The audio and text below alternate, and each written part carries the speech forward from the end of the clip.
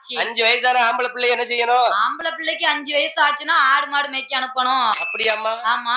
பொம்பளை பிள்ளையா இருந்தா என்ன பண்ணணும்? பொம்பளை பிள்ளையா இருந்தா ஆட்டுக்கும் மாட்டுக்கும் சாணி அள்ளி போடணும். அது கரெக்ட் தான். ஆமையா. உங்க அம்மா உன்னை ஆடு மாடுக்கு சாணி அள்ளி போட அனுப்பியிருந்தான்னா? அப்ப எனக்கு என்ன வேலைன்னு நினைச்ச? வீட்டுல 40 மாடு நிக்கி. எத்தனை? 40. 40. ஆமா. சரி. இங்க வில்ல அடிச்சிட்டு அங்க போய் எனக்கு சாணி அள்ளுதான் வேலை. அது கரெக்ட் தான். என் வாழ்க்கைய கொண்டு போறதே என் ஆடு மாடும் தான் தெரியுமா உனக்கு?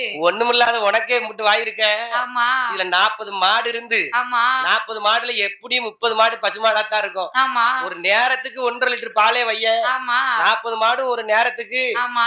ஒரு 80 லிட்டர் பால் கறந்து நான் தான் பணக்காரி. ஒன்னு இங்க வருவியா? அது வருவோம்ல ஐயா. அந்த பிசினஸ் ஒரு பக்கம், இந்த பிசினஸ் ஒரு பக்கம். இங்க வந்து நீ வில்லு படிக்கவளா? அதெல்லாம் கண்டிப்பா வருவேன். அங்க நின்னு ஆளு பால் கறக்க ஆளு தான் போட்டுருக்காங்க. ஆமா ஆமா. அங்க நின்னுகிட்டு யாருட்டு பாப்பா? ஆமா. ராமரு ராமரு வில்லுக்கா போற? போயிட்டு வா டாடா. சரி போயிட்டு வா போயிட்டு வா. போயிட்டு வா. அது ஒண்ணும் இல்லாம கிடக்க போய் தானே அங்க வந்து உட்கார்ந்துருக்க. அப்படி சொல்லாதய்யா. ஆனால் நீ சொன்ன மாதிரி எனக்கு 4 சனங்கள் இருக்கு. அது ஏமா 4 ஜனம் நல்லா தான் இருக்கு. ஆமா. ஆனால் 5 வயதான ஆண் குழந்தையை அரிய கல்வி படிக்க வைக்க வேண்டும். தாளக்காரனுக்கு கவலைய பாரு. ஏமா மாடுல கூட பசுமாடு வச்சிருந்தாதான் பணக்காரங்களான்னு கேட்காம பாரு. ஆமா ஆமா. காளமாடு வச்சு என்ன பண்ண? என் கோமாதா எங்கள் குலமாதா. பசுமாடு வச்சிருந்தாதான் பால் கறக்கலாம், பால் தயிராவும் மோராவும் நெய் எடுக்கலாம், வெண்ணெய் எடுக்கலாம். நம்ம இவ்வளவு லேசா சொல்லுது ஐயா.